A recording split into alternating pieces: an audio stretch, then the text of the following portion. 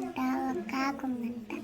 ఆ కాకి ఎదుర్కొంటా పోతుంటే దానికి దాహం వేసిందంట. ఎక్కడా నీళ్ళు కనపడలేదంట.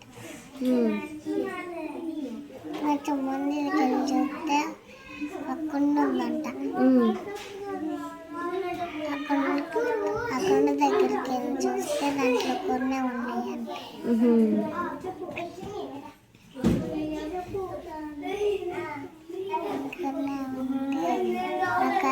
ఒక ఆలోచన వచ్చిందంట.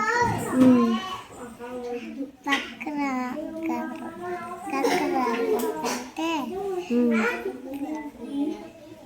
దాన్ని ముక్కుతో కొట్టుకొని తెచ్చి కుండలో పైకి వచ్చింది. తాగలేదు.